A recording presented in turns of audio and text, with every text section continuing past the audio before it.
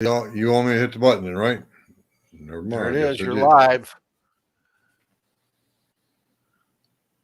Good evening. Hello, and welcome to the Reload Podcast here on the Firearms Radio Network, sponsored by, if you can imagine, Patriot Patch Company and Camarado. Looking for camo that's as versatile as your adventures and as stylish as your streetwear? Meet Camarado, the camo that's changing the game. Whether you're trekking through the woods or hitting the town, Camarado's unique pattern is designed to blend in and stand out all at once. It's not just camo, it's a lifestyle choice that fits in anywhere. Camarado.com. Over to you, And Mr. Nelson. and Patriot Patch. And Patriot Patch Company. They went first. Okay, let's see the Patriot Patch. You got your hat? I do, but I got to get up and get it. Sorry. Be right back. All right.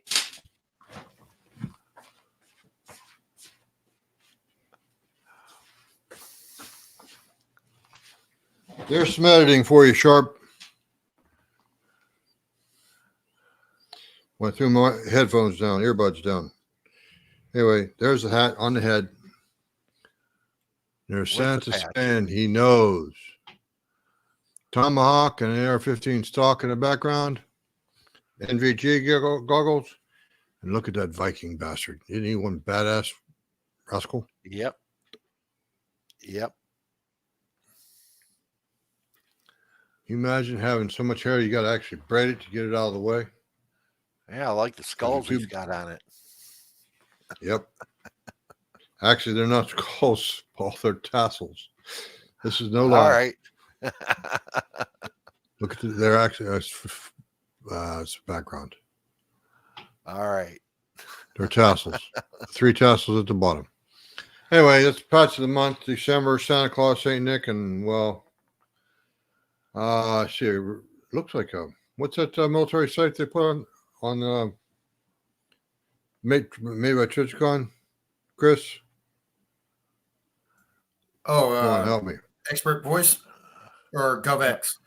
No, he's looking at what's on the patch, the not the night vision, but the NVG there by the NVG right under the letter W, if you can see it.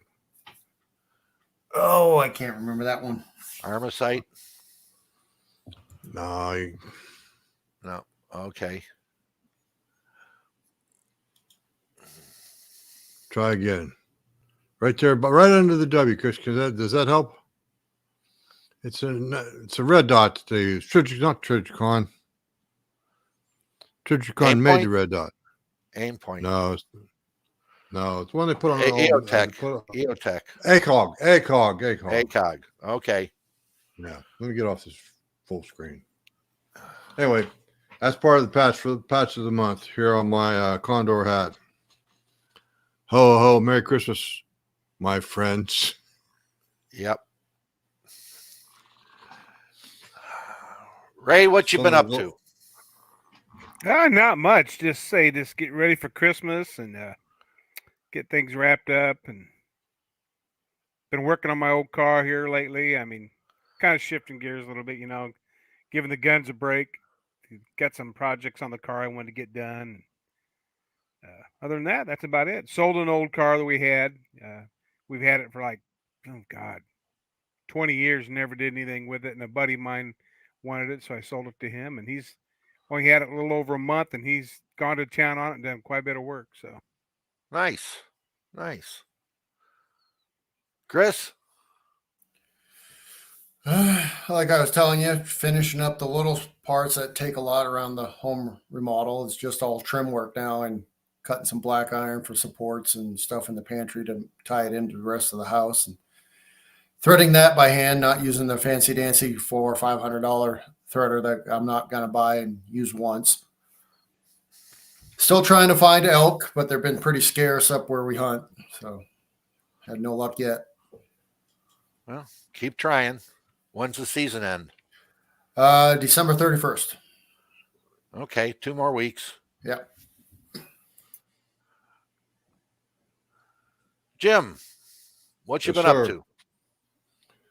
Mostly just stuff behind the scenes, like I usually do. I joined a new group on Facebook called Uh-oh. Cast Bullets Forum.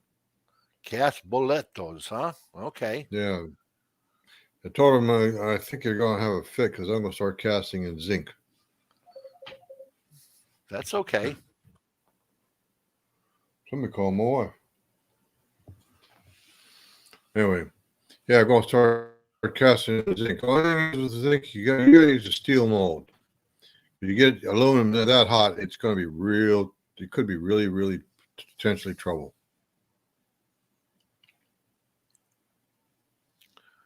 All right. Okay, we got something from Facebook user called I don't know who it is. My apologies for not knowing the name because I'm not over on Facebook right now. Is this a powder choice info stream or just a friends gathering? In other words, I think he'd like for us to get on with the show. You want to get on with the show, huh? Okay. We Yes, usually sir. go I through we think- usually go through and ask everybody what's going on in their life and everything else. But we I can agree. get on with Mr. the Nelson, show. what'd you do last week? Paul, what'd you do last week? I went out and bought my granddaughter her Christmas and birthday present. Okay.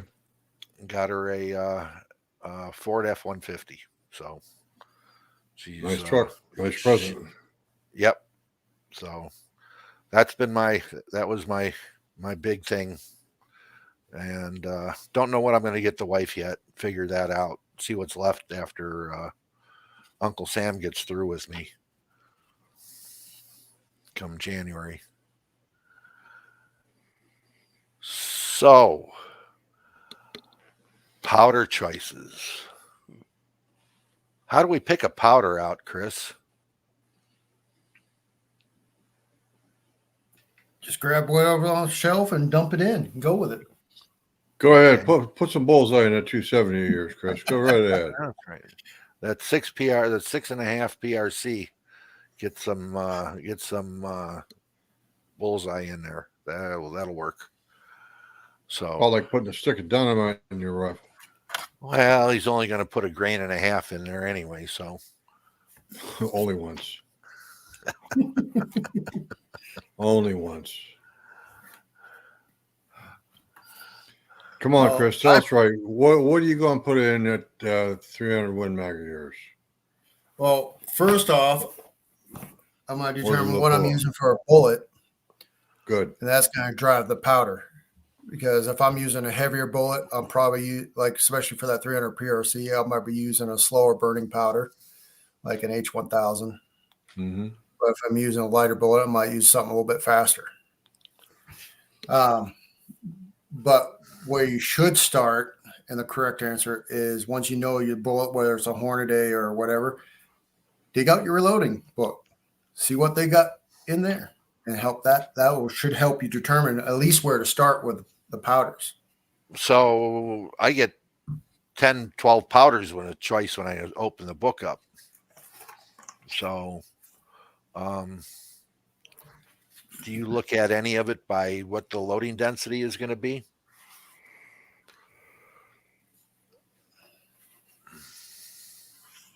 A little bit, but I'm more concerned about.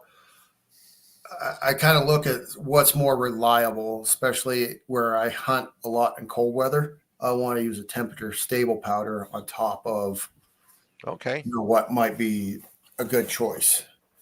Because most stuff is temperature stable for the most part nowadays, but there is a difference between. You can see velocity changes between, say, shooting in 110 degree weather, and then all of a sudden you go somewhere that is, right here where, hell, in the middle of winter, it can drop down to the negatives. There's a good chance if you don't have a decent powder that's temperature stable, you're going to see a big swing. That's for sure. I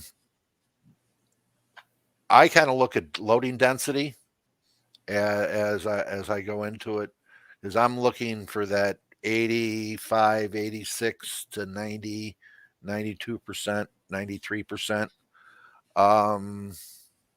That way I know I'm getting a good charge in there. and I'm not going to have any difficulty with the way the powder is going to sit in the case. Too light a charge, you can have that bridging effect where the powder starts to burn and then goes all the way across the top of it as it does its burning. So yeah, I'm looking at percentages at the same time, and I'm going to stick with stick powders, single base propellants if I can. I don't like to go into the nitroglycerin route.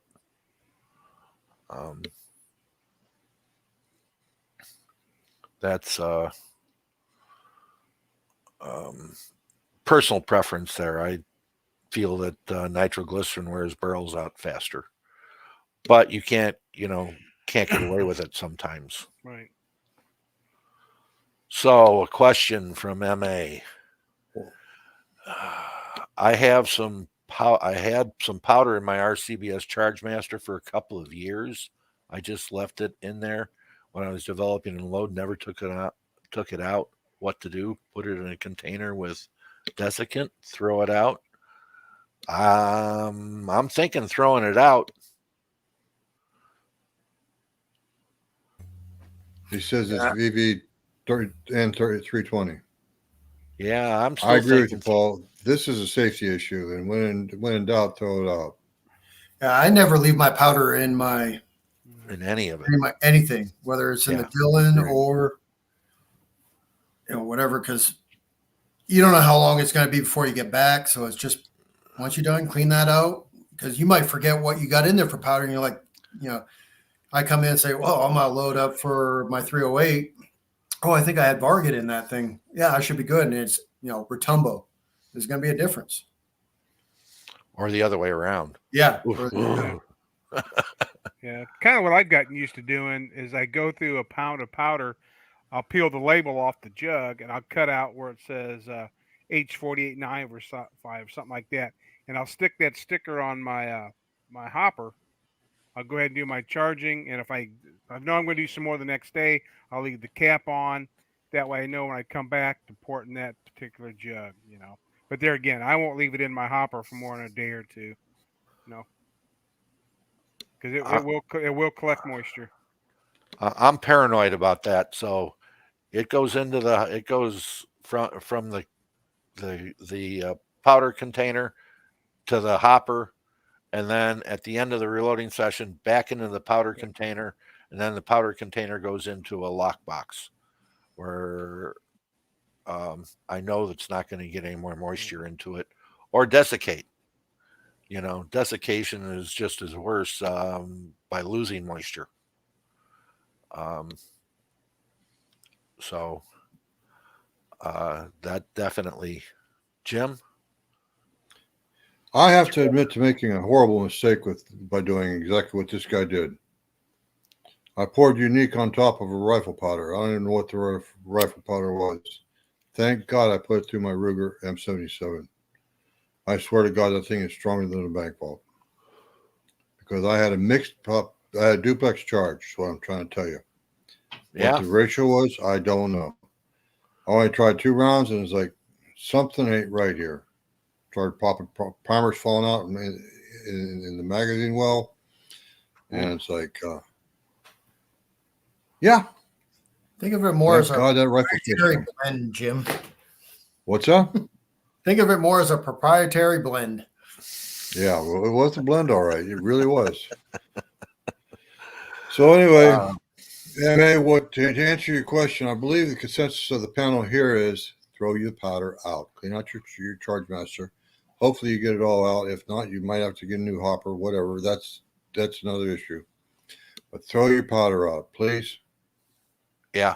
The problem is you don't know what it's done. If it attracted moisture or desiccated, in other words, it it lost its moisture that's in there, and you don't know what it's going to do. So, I'm sorry if it's a full pound, toss it. You know, If the atmospherics being what they are, if it took on moisture, if it desiccated, or if it picked up water, hydrated, you don't know what the chemistry is going to do. It doesn't matter if you know what the powder was you put in. It's not the powder that you're going to take out. and it's all going to change your loads too. I mean, it's Right. not going to be the same. It really won't. I And mean, there's if no it- way of knowing which way it will go, whether Right. it'll slow down your bullet or whether it'll speed your bullet up. Jack up your pressure or drop your pressure to detonation.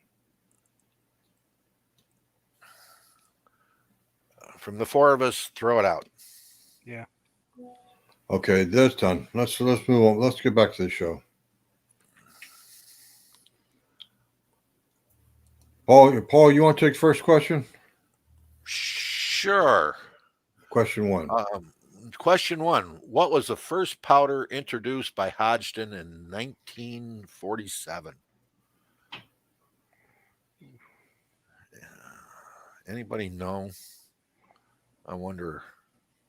Very popular powder. I'm going to say 48.95.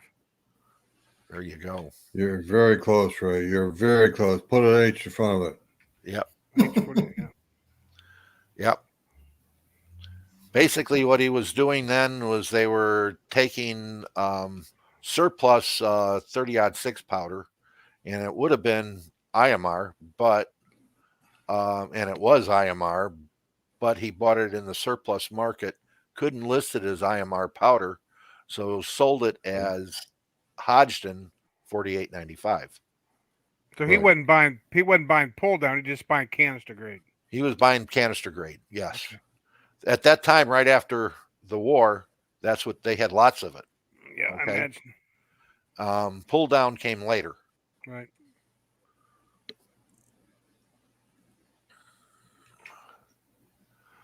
And that's probably what I use the most of is 48.95. H and IMR. I mean, this for what I shoot, that's probably the biggest, the widest range, and everything I use, safest. Yeah. Yeah, but you make it sound like you only shoot rifle. For the most part, I shoot very little pistol. I really do. Hmm. And Understood. yeah, it's very little. Pistol I shooting do, can be but very frustrating. yeah, Go I enjoy ahead, Ray. rifle. I'm sorry. I enjoy rifle a lot more than I do pistol at this. But you know, if I get an old Milsurp pistol, I will shoot it. But if I'm going out for a range day, more than likely I'm grabbing a rifle. Good enough. Okay. What was the first? What number two question? What is the other name for a stick powder? Come on, somebody out in the audience has got to know what's the name for a stick powder. Yeah, that stuff it crunches when you pull down on the powder measure. Yeah. When you Or cut a also- kernel or two or seven. Yeah. We have the answers here, guys. It's not going to help us because we're here to help you. I got a quick Because I one. believe both Chris and Ray have access to the show notes. Very good 454 bore. Yep. Extruded. We'll put him right back. We'll put Jeff right back. Okay, Paul? Yep. Thank you there, 454 bore. Back to Jeff Roginski. Okay. Here's one for you, Ray. Having trouble finding a powder that'll give me accuracy in a 45-70 with a 350 or 410 grain lead bullet at 600 to 700 feet per second. I've tried 6 grains of tight group and Trail Boss, both do fine at 1,000 feet per second. I don't have my reloading book in front of me. Why do you want to go that slow? Yeah. Because he wants to lob rainbows. Well, yeah, I understand that, but why go that slow? I mean, in a rifle, unless it's he's sitting there 1,000 feet per second, which is fine. I mean, that's great, and that's what I'd be normally looking for. but 600 to 700 feet per second, a even 1,000 feet per second is still, under the sound barrier. So if he was suppressing it, wouldn't have a problem. It sounds to me like he's almost looking for what they call a trapdoor load. Yeah. Very mild cartridge. Well, that would still be in the 1,000 feet per second, wouldn't it? It'd be slow. Yeah. I mean, I know in a 45-70 in a strong action, a 350 grain bullet, I can get 1,600 feet per second in a strong action. Not in a trapdoor, you won't. But not in a trapdoor. If you put that in a trapdoor, it'll only be once. Yeah, but I'm sitting there going, in a trapdoor, 1,000 feet per second is fine. I mean, there is data out there on regular smokeless powders. I would think something, 4198, 5744, 5744. Yeah. So powders like that could get you into that range. Right. And actually, from where I live, Central Illinois, finding 5744 is not a problem. You can buy as many pounds as you want right now, and that's a good good all around powder, even in like a 30-06, anything like that. A lot of your black powder rounds you could use 5744. A lot of data out there on that powder.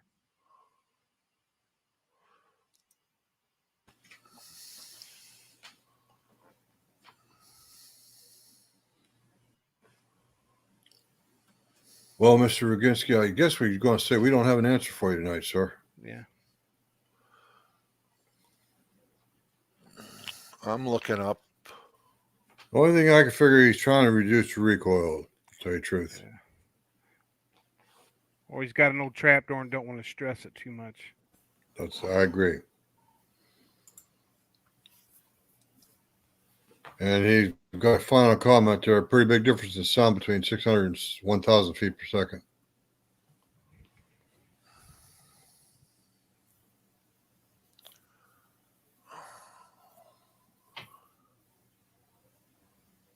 Yeah, there is.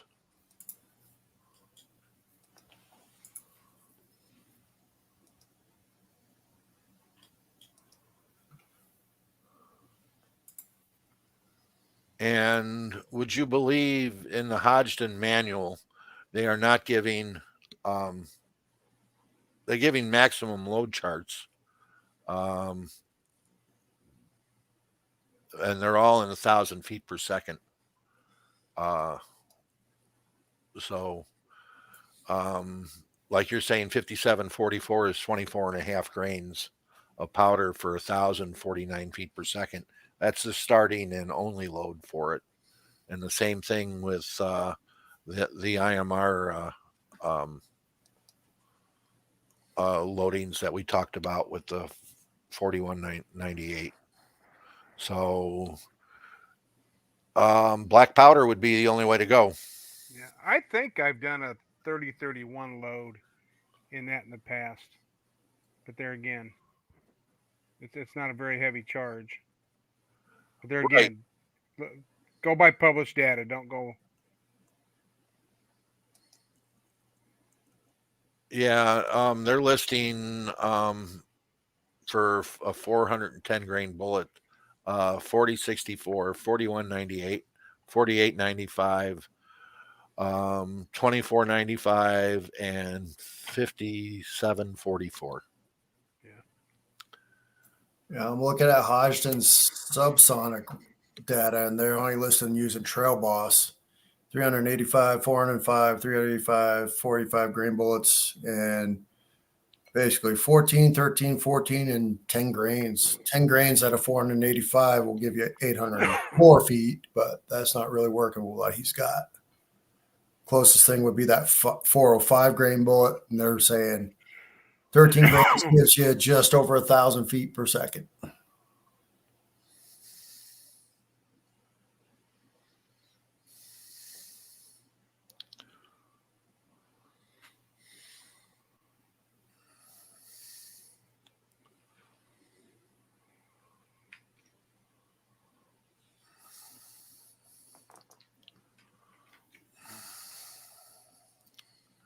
Tyler Gilbert. I have a theory, maybe off topic, but I have a 300 PRC Christensen Ridgeline, and I've been doing a lot of load development for it using Rotumbo and H1000 with Hornady A-tips match 250 and 230. Okay, Berger 190s and Nosler Accubon long range 190s and competition 220 grains. I thought I had a barrel issue. Everything that I load was 10 thousandths off the land, and I could only achieve a velocity of 2564 to 2500, even with 190 grain bullets.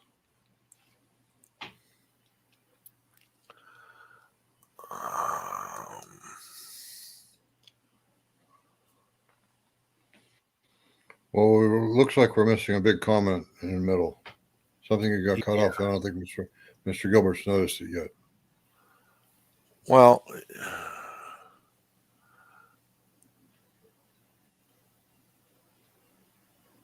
if he's loading, if he's got a barrel issue and he's loaded everything was 10,000 off the lands, did you try backing it off some?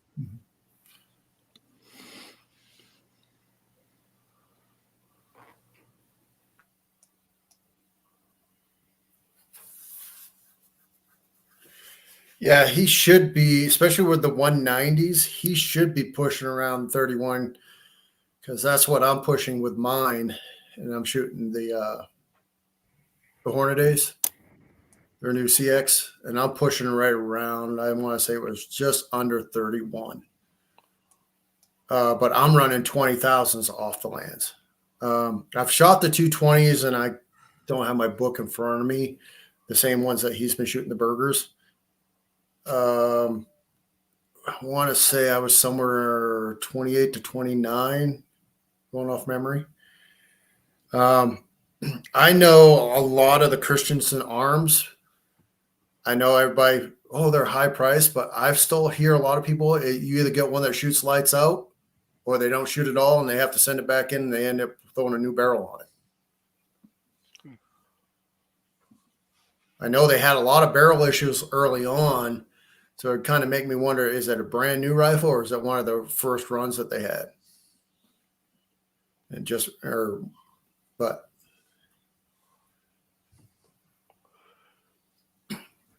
yeah, I'd try to back it off. Like you're saying, Paul, back it off to 20,000 off the lands. See if that tightens things up or improves some of the velocity or a little bit. And yeah, definitely back it, and don't be afraid to go back 30,000 off the lands. You don't have to be, on the lands. Yeah, he might just have a rifle that likes a little bit more of a jump. Right. And some bullets like more of a jump. Yeah.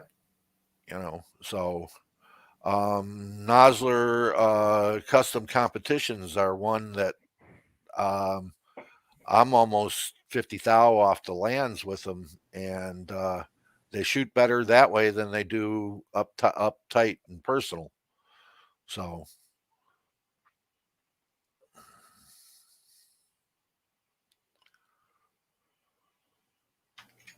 everything changed when I ran large rifle primers. What do you mean by when everything changed when you ran large rifles? That should be large rifle cases anyway, right? Well, I wonder if he's talking going from large rifle primers to large rifle Magnum. Well, it could be. I run nothing but the Magnum primers. I also wonder, is he changing primer brands? Going from Federal to CCI or vice versa, or Remington, or yeah, and using limiting himself to Rotumbo and H1000.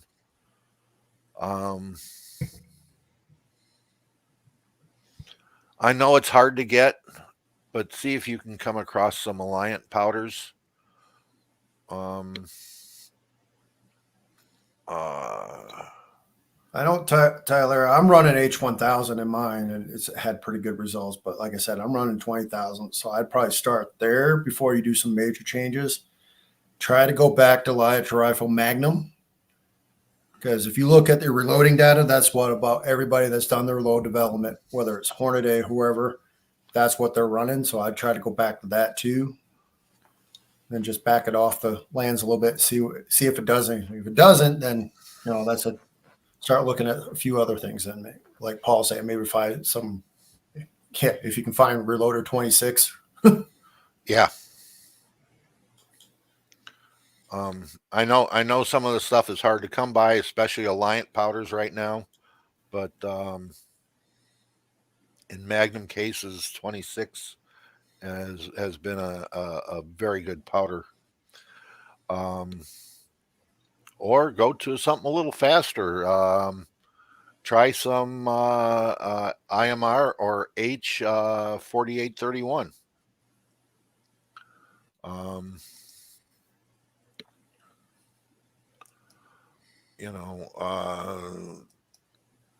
That to me would be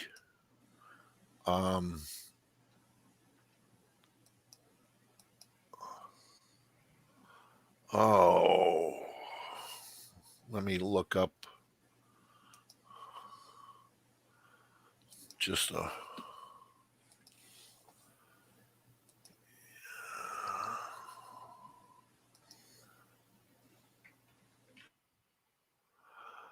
try between 71.5 grains to 77.5 grains of 4831 for accuracy with a 190 grain bullet from Hornady.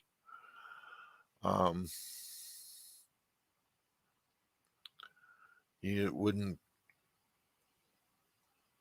only going to get just about 3,000 feet per second with the max load there.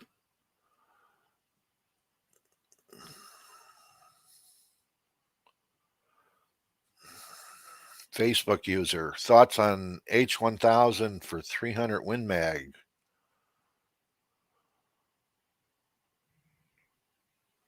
Okay, H1000 is good. I'd like a little bit heavier bullet than a 180 grain bullet and a 300 Win Mag with H1000. Something in the 200 grain mark. For as slow as that powder is.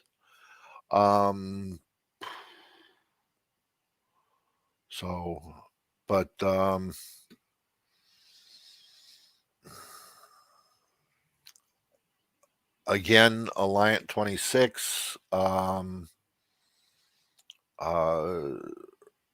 Rotumbo,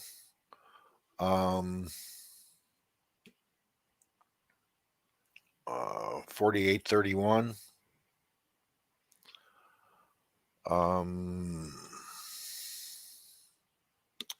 Not sure if Vivitori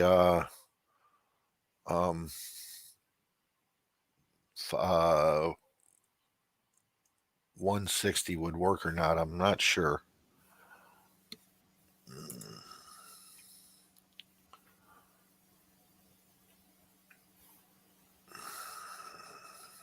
Oh, yeah, I would look at a couple other powders to check out, starting with either IMR or H 4831, and then slow your powders down from there and see what's available on the market for you. Spudman76 threw a comment out there to Facebook users' question, and he suggests N170 powder. There you go. I thought 160 would work, but hey,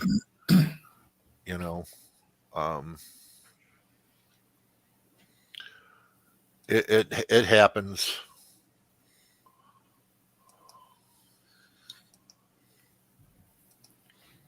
So Clifford Zach has a comment up or question up. So when online shopping for powder and the only powders available is not in your reloading book, how to choose a powder that is available? Bring up the burn chart. Yep. Yeah, bring up the burn chart.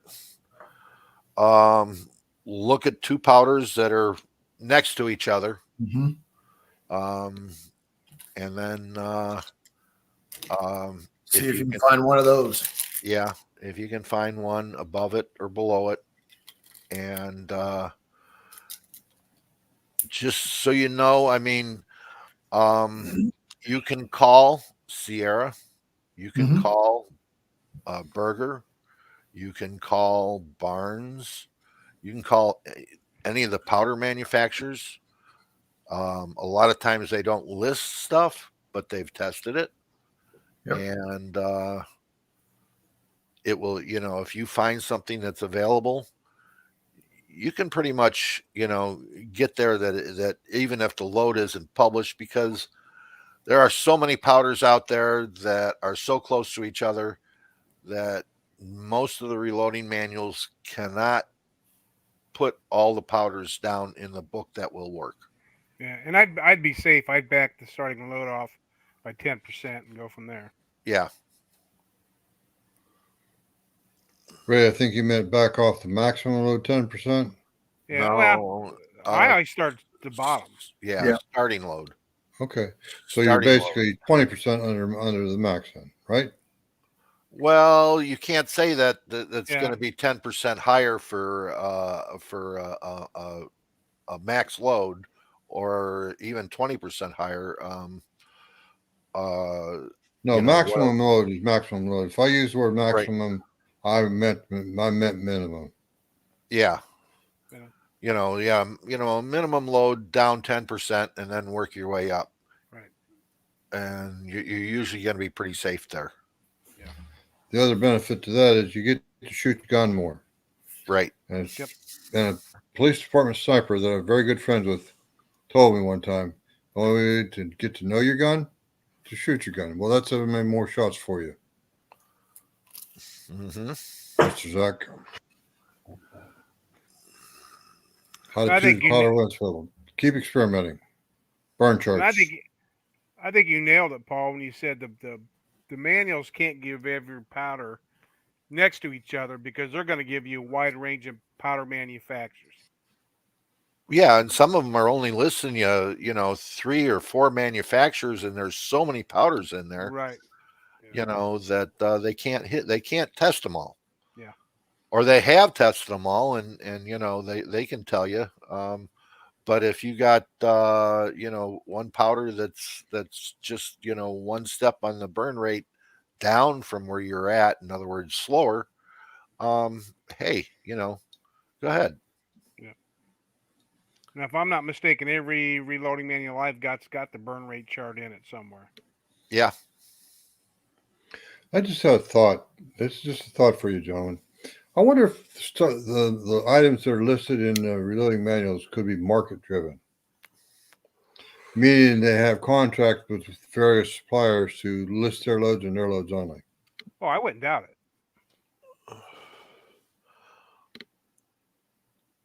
I don't know if it's market driven that way. It's market driven as far as what's available at the time they pick their powders. Yeah. That's for sure. Could be. Could You be. know,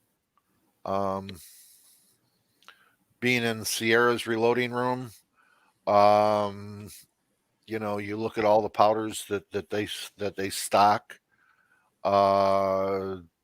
It's still a limited number. I mean, they don't have everything. But Has anybody ever done any research to find out how many powders are on the market? Ooh. Pistol powders inclusive? Something that like are still $800. out there. One. Yeah, I mean, there's what, about 400 some powders out there right now that I they're heard listed. one time somebody told me 800 or thereabouts.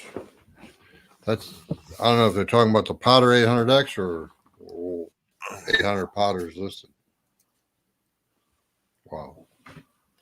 Anyway.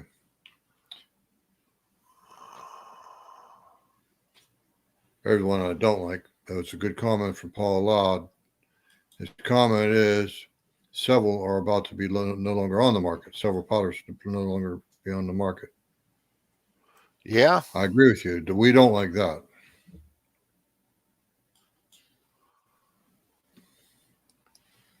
Anyway,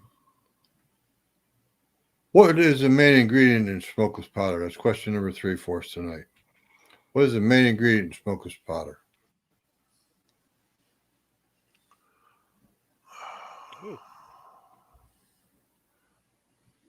Well, You actually, rascals out there in the gallery that know so much more than we do. How about it? Come on, give us an answer. What's the main ingredient in gunpowder and smokeless powder?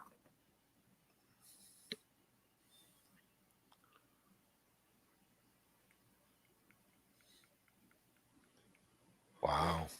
While we're waiting, I'm going to switch over to my YouTube screen, my Firefox YouTube screen, and I see, if I refresh that screen.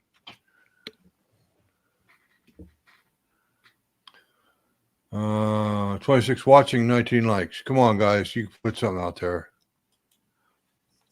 Okay, Put Paul some effort Loud. into our show. Paul Loud got it.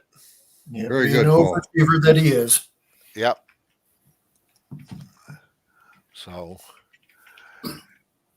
anyway, depending upon who you look for in the powder charts, there's about 200 powders that are out there right now that they are listing. Okay. And Who the heck's got all time enough to test all that powder? People with a lot more money than we do, Jim. You got that right.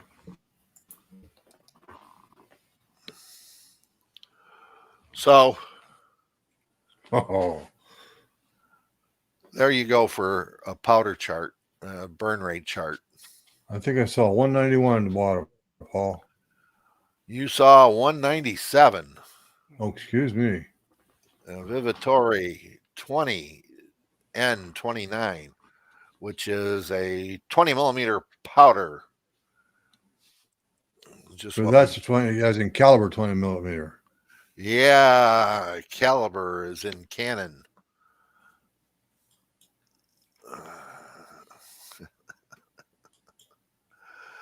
Bud 76 has got the right answer too. Gun cotton in double base powders.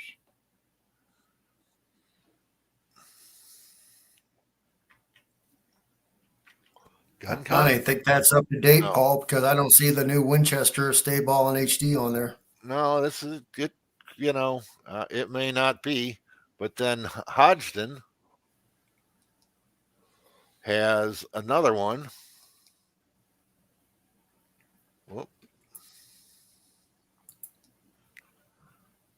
Where was I?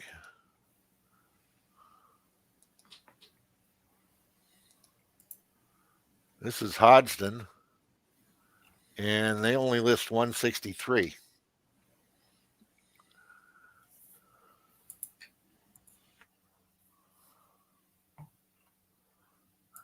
And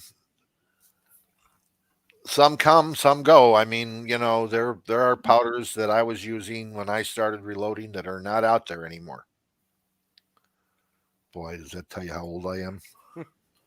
How about the old powder Alcan? Alcan 5. Look like little bow ties. Yeah. Remember that, Paul? Yes, I do. Try finding it today, modern manufacture. Yeah. So I will. But yeah, there are a lot of stuff that is gone, you know, that you'll just never going to see any of it anywhere.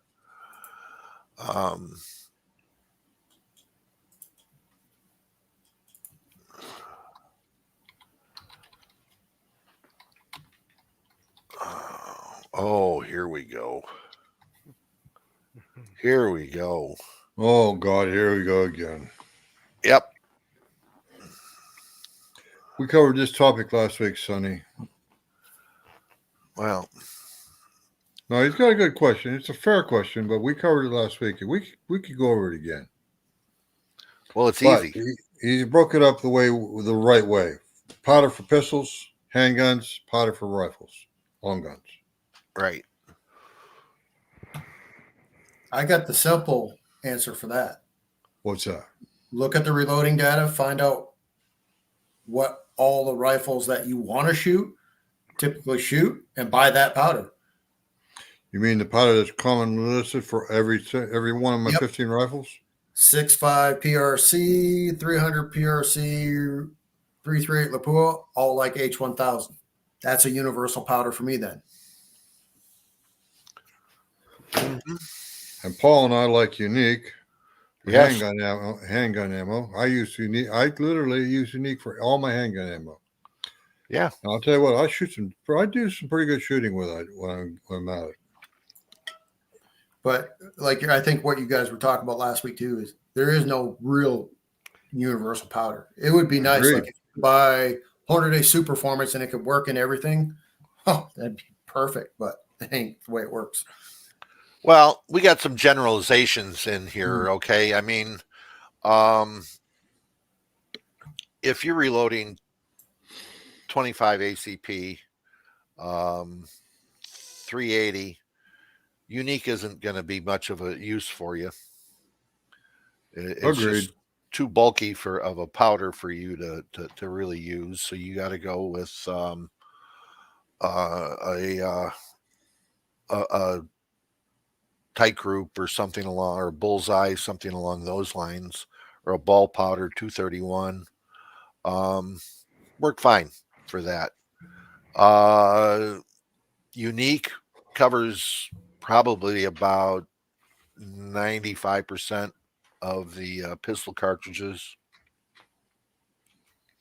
You get in some of the big honking magnums, over 44 Magnum, the big 45s, the 475s, the 500s, and then you're getting into basically light rifle powders, okay? H322, 48, 4198, 4227. You're getting into stuff like that. You reload Milsurp, that kind of stuff.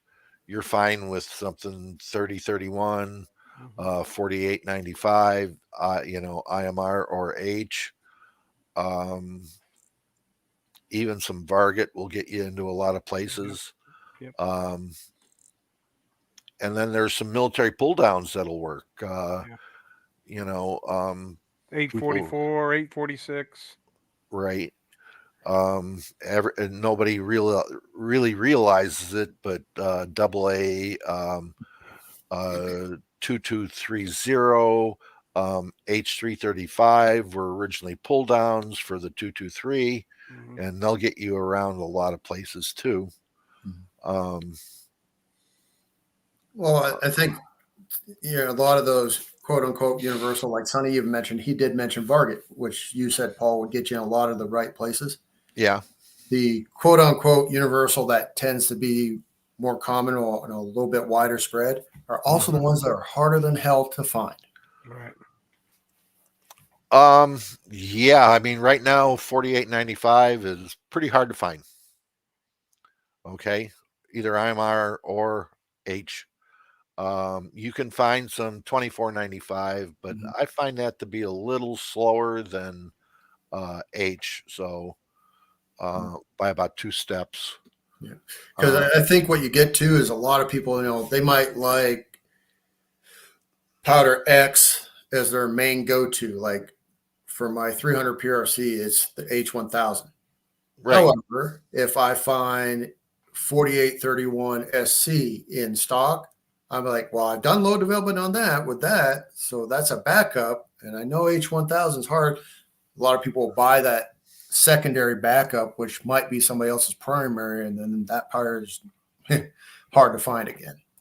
Yeah. And then you can go along if you're loading up those bigger case cartridges like that. You could sit down and look at IMR 7828. Reloader 25.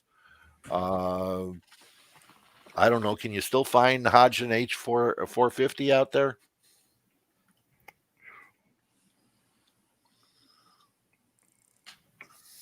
I haven't seen it. Ramshot Magnum, you can find. Rotumbo. And I good actually old, stopped by one of the local gun stores the other day, and they actually had 1-pounders of Rotumbo.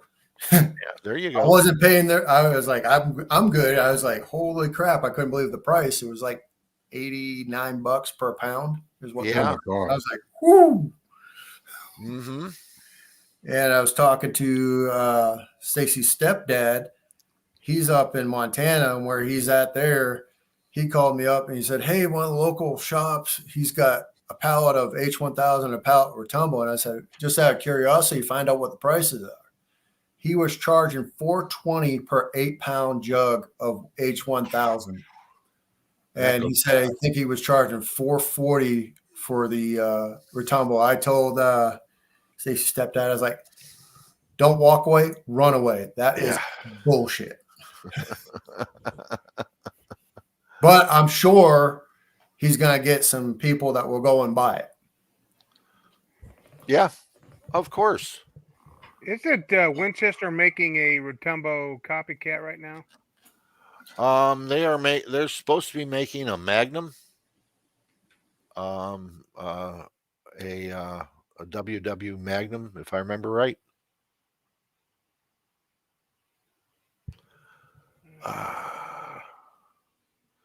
Look who we got here. How we doing? How we doing? We're doing good.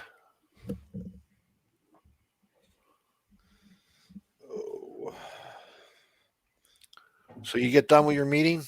I did, and I got voted on to be a member of the board. You got voted on being a member of the board of your gun I club? It's a collectors group. I am the membership coordinator now. Ah, putting you to work. They are. It's not too bad. There's not a lot to it, so it's relatively easy. Okay, good. Get rid of that stupid shit. Yeah, turn your background on. Yeah, I saw that. Chris. There we go. That's what you're talking about right there, Ray. Yep. That is actually able to be found. Yeah. Every time I get my in-stock report, they always have the HD and the match. Oh, they got the match in? Yep, in 8-pound jugs. Now, if it wasn't a ball powder, I'd be happy. What can I say? You know, I've shot it in the 300. It's actually not too bad. I haven't had a chance to get out in the colder weather. Then again, we got anomaly right now. We're in the 50s here in Wyoming, so not really that cold. A few folks out there in the Wyoming state, I'll be downright summery. 50 degrees Yeah, above zero. Much. You guys are more accustomed to 25 below. Last year, definitely for him. Hmm. That and snow. So he's getting a reprieve so far this year. Which makes me worry come January when I'm getting ready to go to shop what the weather's going to do. Yeah. Don't say that. Just Take your snowshoes. Oh, Nick, don't worry. I've already talked to my boss. I go, if the weather gets bad, expect my vacation to be extended before so I can get down there. Oh.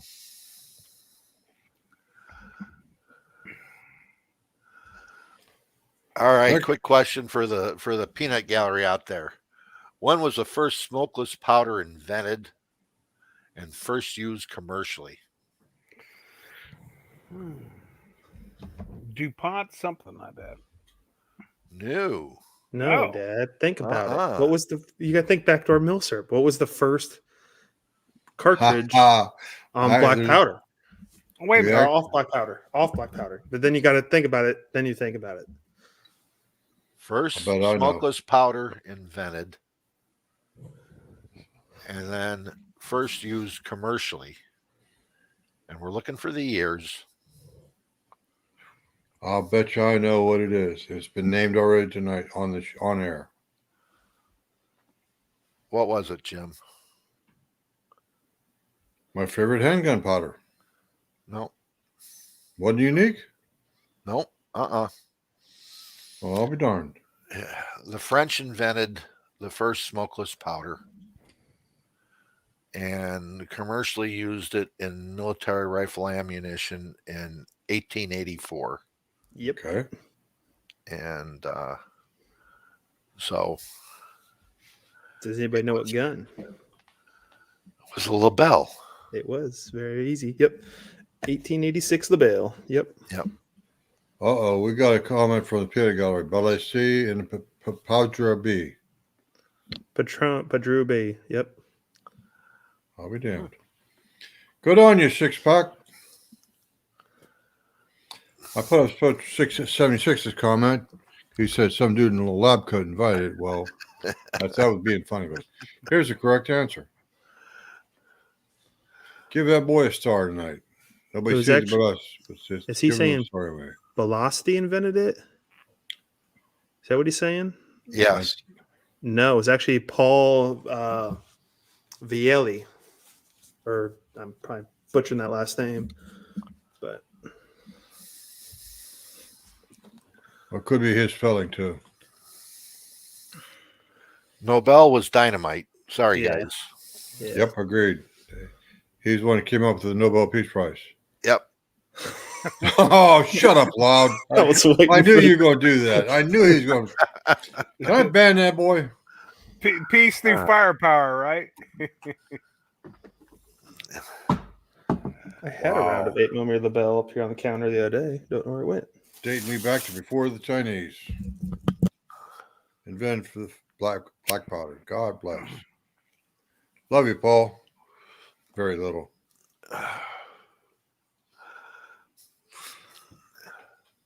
Yeah, but Nobel was the one that invented, what Trinitrotoluene. nitroglycerin was. Yep. And Yeah, they blended it with potter's clay. Isn't that right, Paul? blended it with clay, yes. Nitroglycerin and clay. So it was basically what it was. And but nitrocellulose didn't come along until they were able to strain it through basically paper and cut it up to make strands. Yep. Sounds like cordite now. So here's 8mm LaBelle. This is actually this is early 1900s. Hold up. I'm a little behind you. Go ahead. Yeah, this is original World War I, actually Hotchkiss machine gun. 8mm LaBelle here is what this stuff is. So Yeah, show them on the back end of it. What? Yeah, there you you can go. see the rebated rim. Yep. Or the groove for the tube fed magazine Right there. goes Yeah. right there all the way around, so they don't puncture. It would ride like that in your tube. Yep. So very interesting round. Paul Loud, to answer your question, my first boomstick was a 270 Winchester. And yes, sir, it's a 270 Husqvarna. I still have it upstairs, maybe a Vapen Fabrics. And I have a 12 power Unertal optic on top of it. I've shot 13, 16, 17 inch group at 200 yards. Anyway, thank you for that, Paul. Yes, I still have my first boomstick. I think we old guys like us keep them around for some time. Oh, running with scissors is no good either.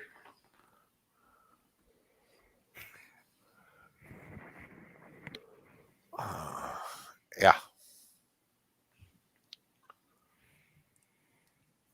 Yeah, enough of the humor stuff. Six-pack project has fleshed out his answer a little bit. 1887 Ballistite, invented by Nobel. The British made a knockoff of it a couple years later to become cordite.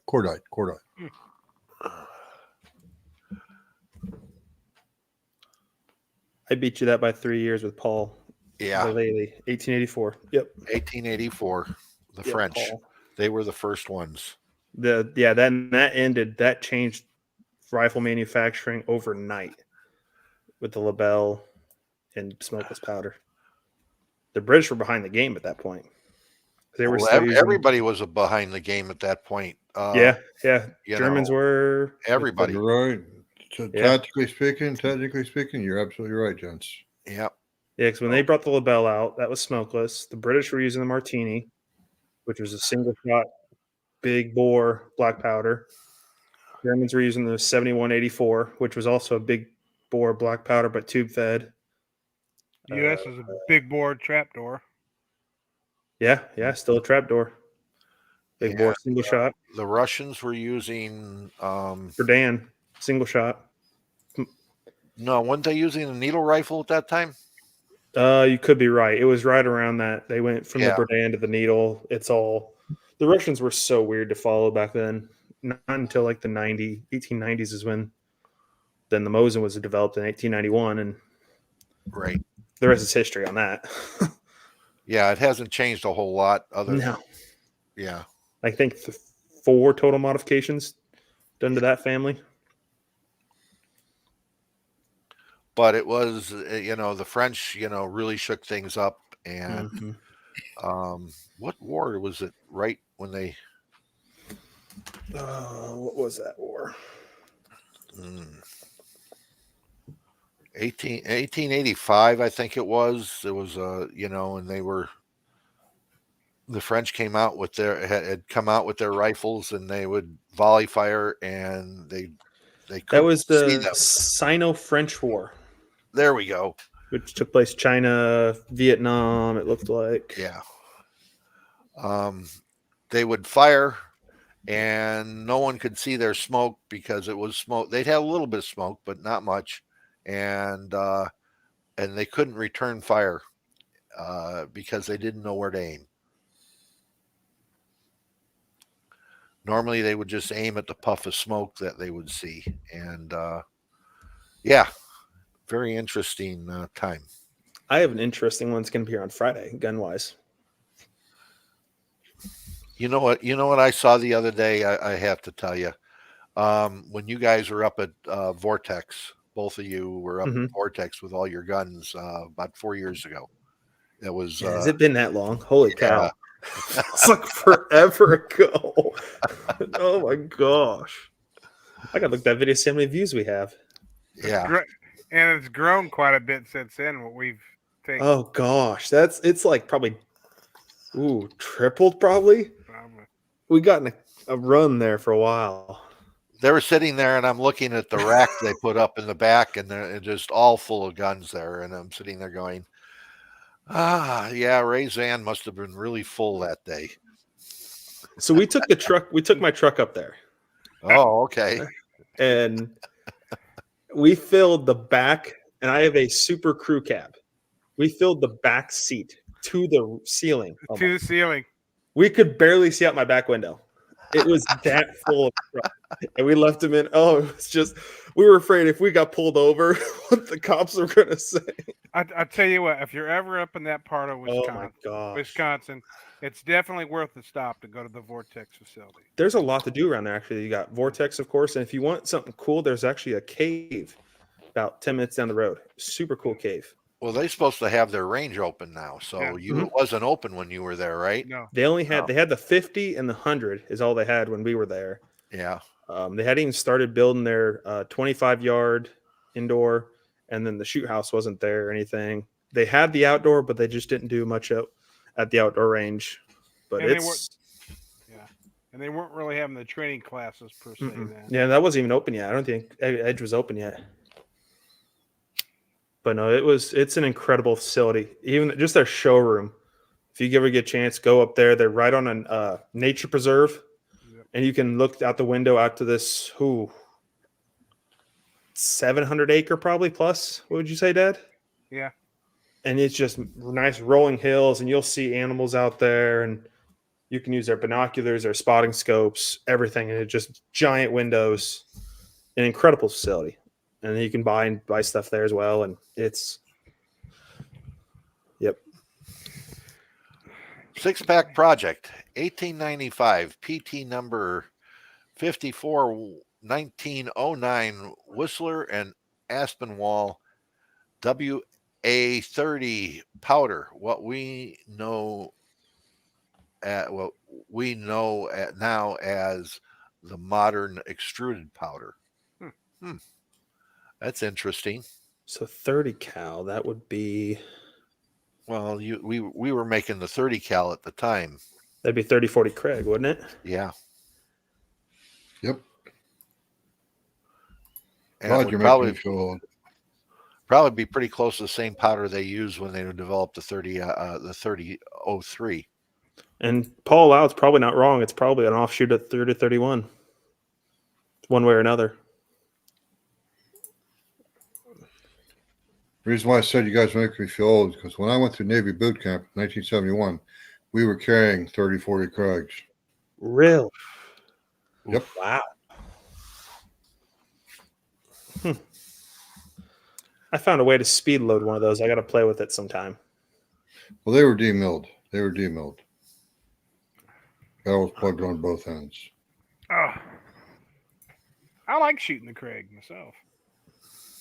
Well, it's easy to load. Yeah. Just open Yep. the side port, drop them Yep. in, and close it up. You know, you can carry them loose rounds rattling in your pocket. You know. They actually made an experimental charger clip to load that. I got a couple buddies, got a couple. So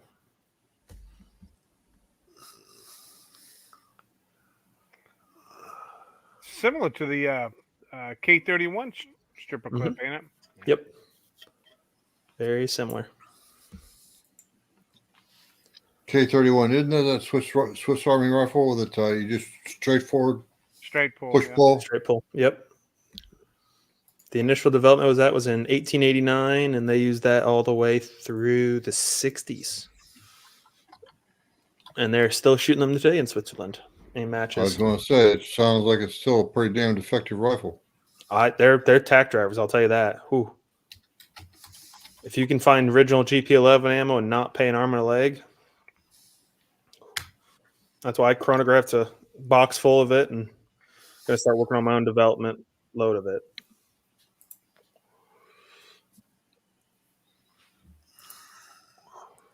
Look in the show notes, Chris and Ray. Or, sorry, Pardon? Nick and Ray. Nick and Ray, look in the show notes. Chris has got one up for you. Oh.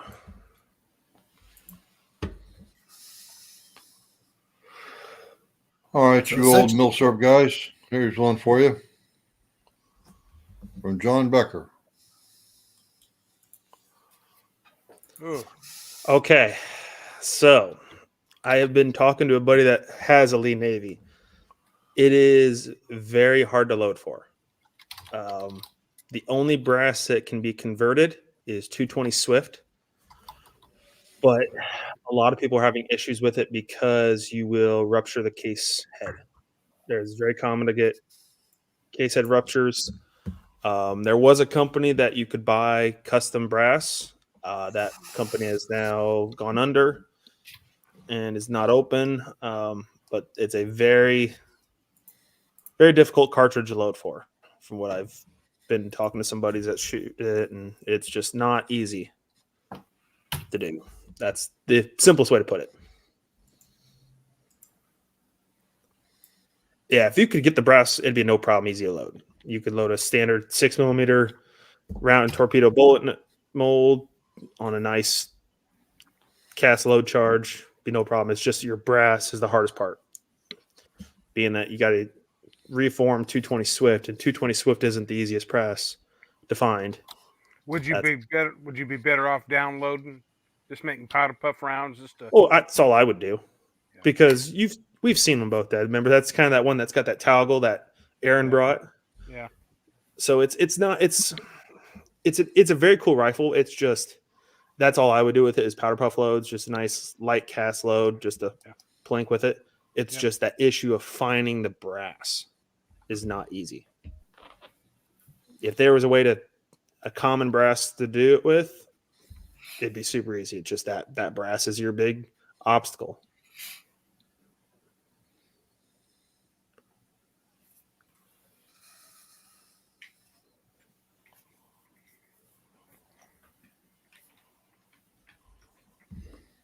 You said we had another question from the show notes to ask. Yeah. That'd be What good. was the first powder that Hodgson introduced that incorporated the copper fouling eraser technology? Ooh. First one I remember seeing, but that I'm not haven't been in as long. Copper fouling eraser. That's part of the name, isn't it? The initial CFE. Yeah, that's the only one. Mhm. Especially, would it be CFE 223 probably? Very good, So I Rick. can Very think- good, Nick. Something I could think of besides CFE pistol, but I thought the rifle one was the first. Because you answered that correct, Nick, you get an extra night with candy at SHOT. Oh God. I was waiting for that. It's gonna be a long week that week. Oh God, my fear is what's gonna be happening with work when that comes. Thank goodness the boss knows, and I got approval for vacation today, so that's all that matters. Oh, I think Ray named your sister, Nick. So I started to ask the wrong kind of question and thought I better shut my mouth. What? I mean, what now?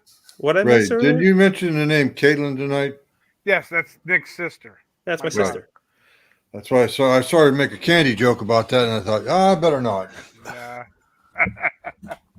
She's got a furry little friend living at her house right now. That's not a dog. Raccoon? I'll send you the photo. It's literally peeking its head up out of an abandoned chimney, and you can clearly see its face. So I know we've got another question, but before I ask this question, let me ask the listeners, who is Jack O'Connor? I didn't know that one. You don't I know that one? because you guys are probably best friends and you hung out.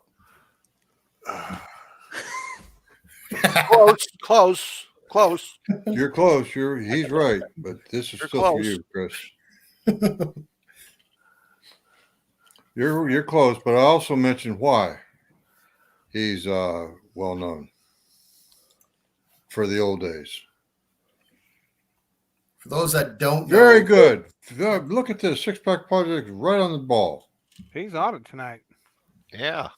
Really, the dude that made the 270th thing. Yep. Jack O'Connor was the proponent of the 270 Winchester caliber. I swear that boy probably shot everything from squirrels to bull elephant, maybe even Cape Buffalo with 270. Now, what powder did he use? Now that's the question. H4831. Yep. I cheated.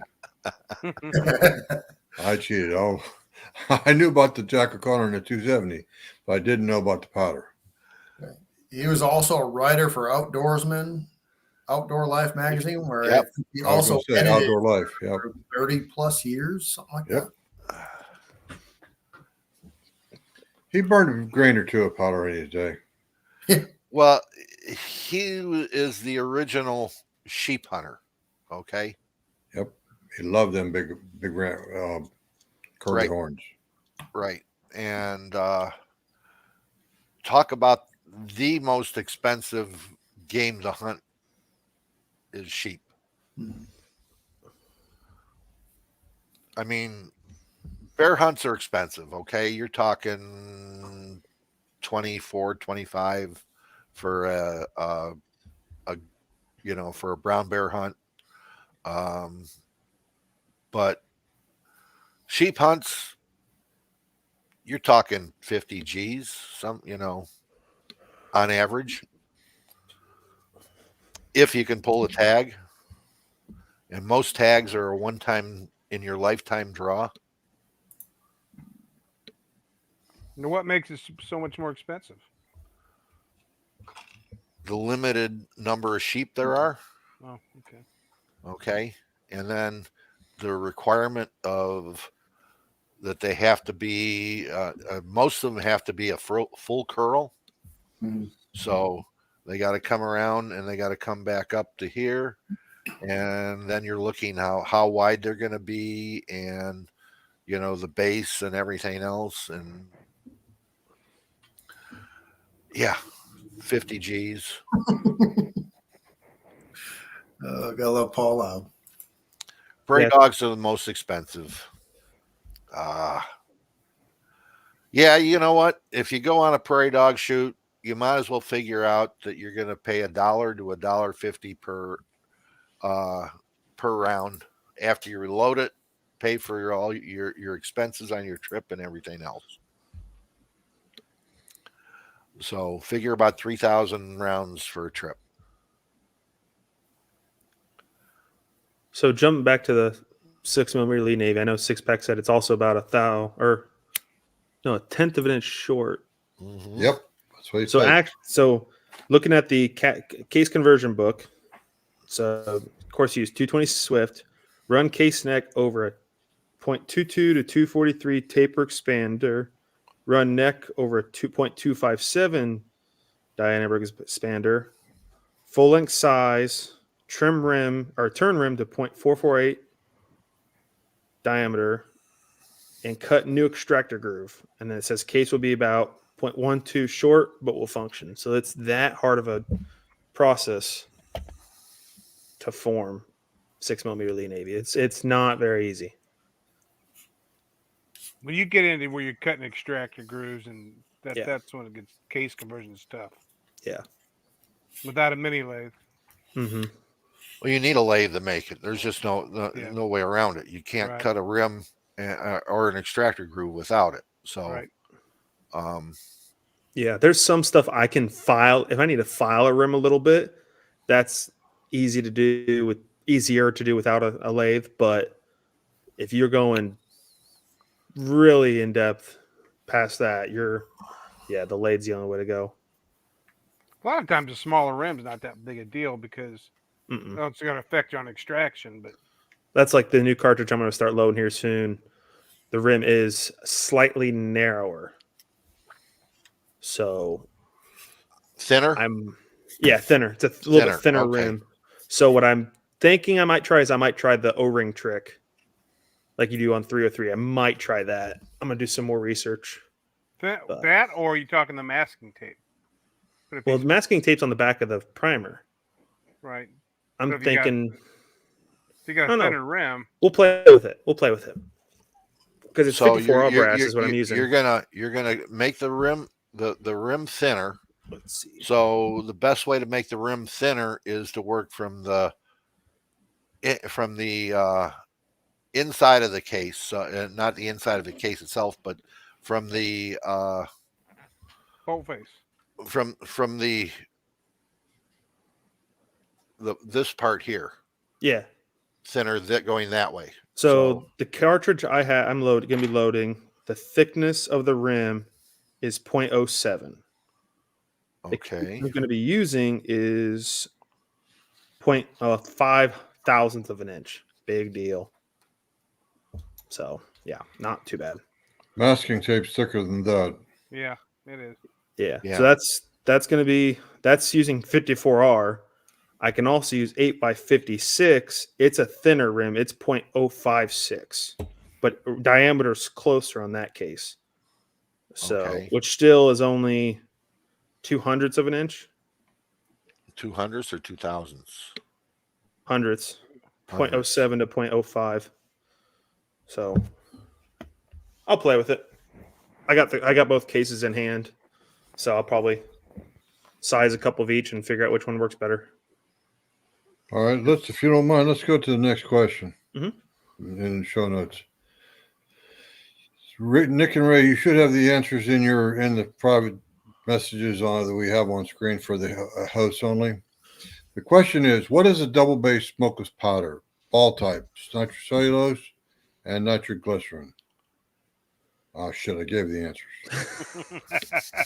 Duh. I was like, that's the answer. Yeah, you're right.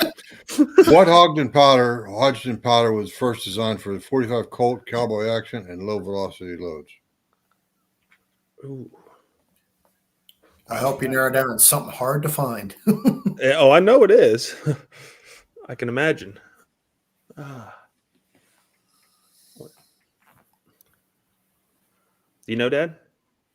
Yeah, because I'm reading the answer right there. I'm not even putting it. I'm not even putting that up. So Yeah, I know what it is. yeah, It's a powder that definitely is very hard to get these days. if you have it, you hold on to it. Yep. I got a few pounds of it. I've got 2 pounds, and I think I was able to find it at a local shop. I couldn't get it through a distributor 2+ years ago. I think my local shop has it. I might have to go see what they want for it just to have it on hand. Well, the one we stopped at a couple weeks ago had it. Where we stopped a couple weeks ago? I'm not giving away names over the air, but Oh, okay. Yep. I remember now. I remember. I had to think about it. I've That's got so Ray's many honey gun hole, stuff. where he goes for his powder. Come on, Nick. Well, it's his honey hole now because I'm gone.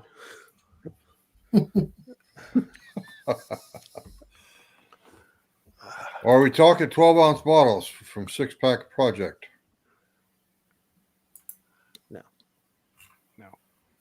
I thought they were less than that. yeah, they're not quite a full pound. No. Oh, that's right. They are odd.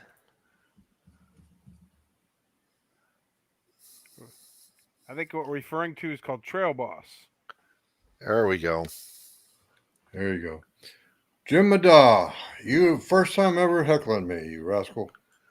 Well, Welcome to the show. let's be honest, guys. Jim has been dipping into the eggnog, right? Lately. Mhm. Yeah, it's actually only a 9-ounce bottle. That's right. Yeah. Pan Jockey, is H335 really that bad as I'm hearing? No, H335 is okay. that's a pretty decent, pretty good powder for especially just 223, 556 Plinken Yeah. loads. It's relatively inexpensive still, and Yeah. shoots good. We've shot how many? Thousands of rounds Thousands with of reloads of that, rounds. Dad. That was our main Yeah. match load for years. What are we referring to that bad? Well, I know I burned a couple barrels out with in 223 with it, so for prairie dog shooting. That's all. I mean, it's with a 55 grain bullet and about 25 grains of it. Mm-hmm. Is you hear about the ball powder that the M16 had issues with at first. Is that 335? Yes. Okay. Is it that bad anymore? No, Well, they took. What happened was they left too much calcium carbonate in the manufacturing process. right. Okay. They've cleaned it up. I think You what know. got them in trouble, they said you didn't have to clean the rifle. Well, that was part of it, no cleaning the gun. Yeah, well, that changed, and then they put a chrome chamber and chrome lined barrel in it, and Right. they did that for two reasons. One, that way a drill sergeant can look down the barrel and see if it's clean, and two, the barrel lasts longer, Right. so. You give it to a GI and he's gonna, out in the field, he's not gonna take care of it as well as he Right. should. And they learned, and the drill sergeants learned because they beat it into you to clean your gun. Dry as a bone, but who does that anymore? Yeah, back then it was built as a no maintenance rifle with direct impingement from the gas tube. Yeah.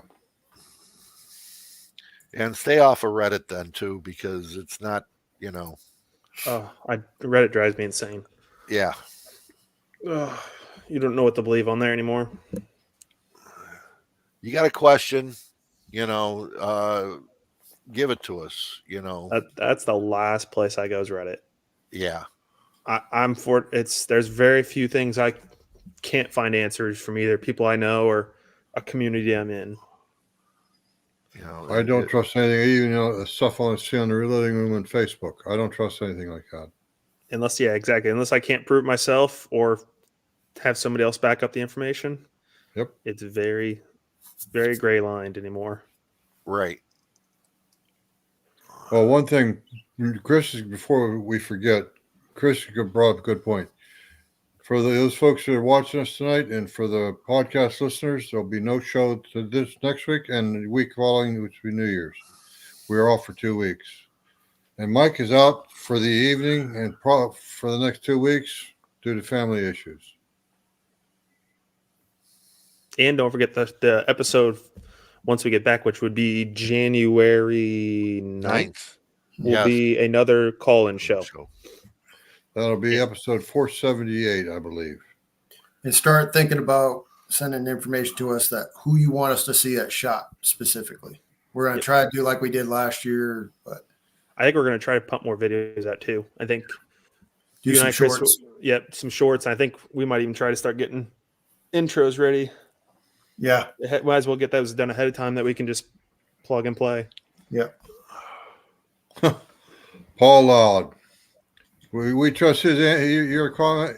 We trust Reddit as much as we trust you, Paul. Well, I heard Paul Loud's hosting the next 2 weeks by himself. So, well, you go ahead and trust Reddit, and we'll see who's right and who's wrong.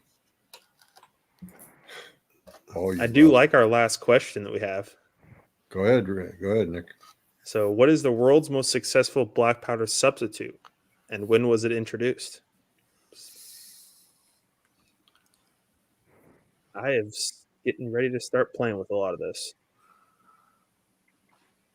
Jim? I'm going to say it because I know the answer. I didn't cheat, but I knew the answer anyway. I can't tell you when, but I know the name of it. Let's see if the side chat knows. I didn't know it'd been around that long. I didn't either. I knew what it was. I knew what it was. I knew it'd been around a while, but I didn't think that long. Oh yeah. How about you guys out in the gallery? You guys are listeners. The Peanut Show gallery. Oh, they couldn't answer it if they tried. Oh, geez. Beat him up a little bit. Oh, Nelson. Throw him under the bus. Beat him with a club, Nelson. Google faster. Google Flu. Come on, Google Flu. Get it out there. What's the oldest black powder substitute on the market?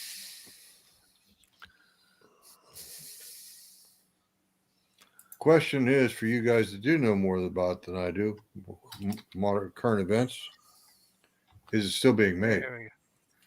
Oh yeah. Oh yeah. I have a new can just got recently. With new production again. Yep.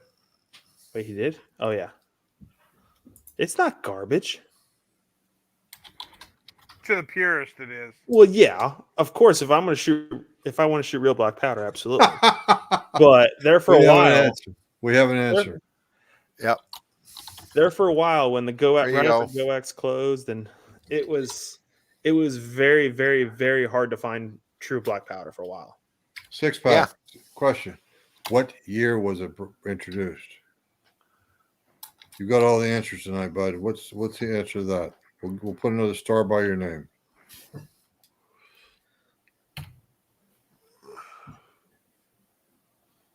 It doubles my age almost.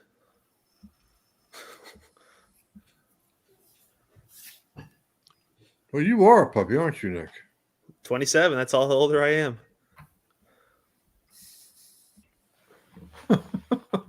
God. I'm on the barrel over the barrel night again. At least that's a straight answer. All right, Nick, throw it out there. 1976. What is that? Bicentennial? Yeah. It was. That's when I got to see the first time I ever got to see the parade of tall ships. And you know why Hodgson made it? Why? Because it was going to be safer, quote, safer than black powder as being a substitute. And it didn't carry the stigma of black powder.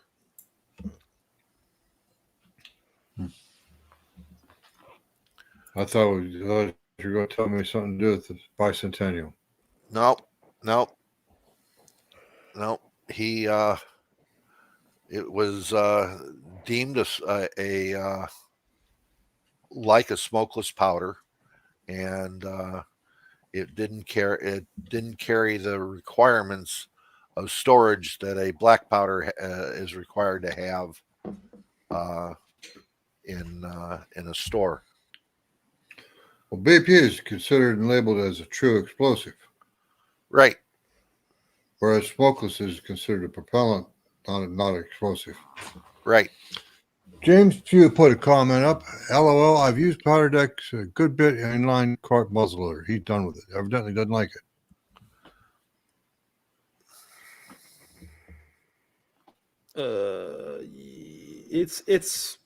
It's all right. It does if you needed to use it. It's not my first choice, but when I bought it because GoX had closed, all the Swiss stuff wasn't coming in, and I had no choice. It was going to be what I was going to start playing with, but thank goodness GoX is back, Swiss is finally back. So, and to answer Clifford Zach, there is a substitute it's also Pyrex makes it. Yeah. Is that the Premier? 777, the pellets. I think That would be 4F. Well, okay, hang on. Flintlock, are we talking flintlock rifle or musket length or pistol? That's the question now. Because that would determine what odd F we use. Well, for a pan, you're using 4F. 4F. True. Yeah, 4F. You That's know, right. so and Yeah. for percussion, you're using 2F. 2F. Yep. For pistol or rifle. Yep. And except for some really big rifles, then you can go to 1F. Mm-hmm. And I use 2F mainly. Yeah, that's what most people use. Yeah. Yep. Cannon powder is considered 1F. Mm-hmm.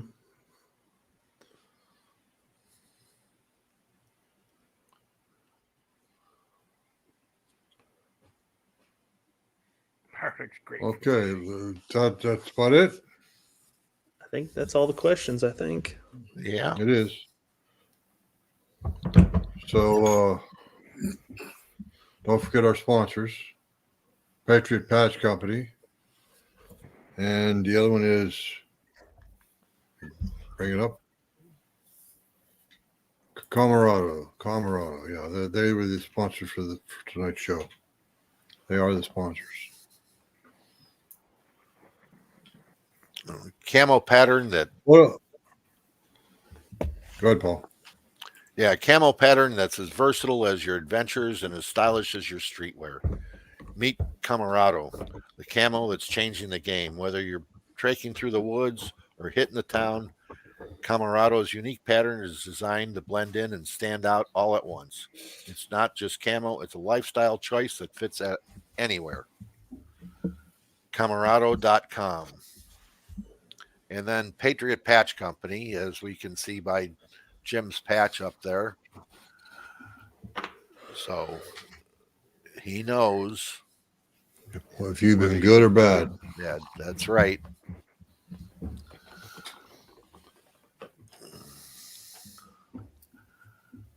And don't forget, you can go to our link on the Firearms Radio Network to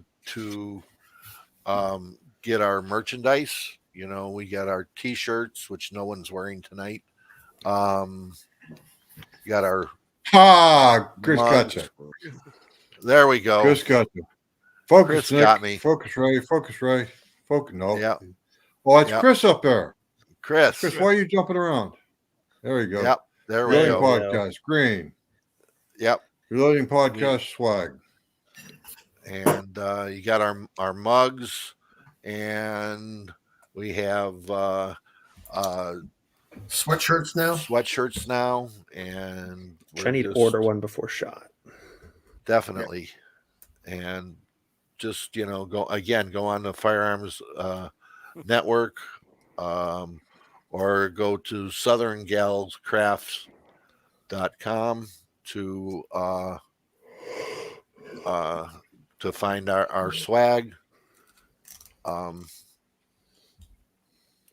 And then you want to, as they say, my grandpa used to say, Don't listen to your mama.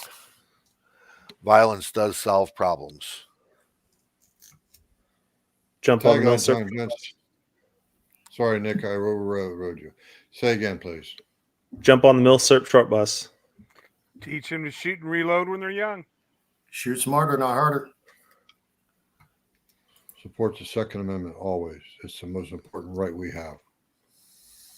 And lastly, if you guys are struggling or you know somebody's struggling, remind them, don't go it out alone. There's people out there that will help you. Talk to somebody. Dial 988 or 800-273-8255. We want you around. Good show tonight, gentlemen. Even if we didn't have to put up with Mike. And especially odor. Stay safe. I know Yeah, we've been thinking Yeah. about you. you got the fiery going on over there. That's for So sure. really, thanks for Reloading Podcast, guys. Great as always. Greetings from volcanic Iceland. It's very beautiful, but it's not something I'd want to deal with. Whew. I Yeah. don't know if- Everybody have a good Christmas. Yep. A good Happy New Year. Be safe out there. Remember amateur night. Don't be that. And we want you back here for the 9th, January 9th. We'll have a call-in show and get your questions together for SHOT Show. We got 4 people that are going. Yep. And we want to see what's new out there. Okay. And anybody can go out and check what exhibitors are going to be there. Just go to shotshow.com, look through the exhibitors, and if there's a certain one that you want to see, let us know. And there's also a new products area. So they'll start posting a lot of the new products here soon.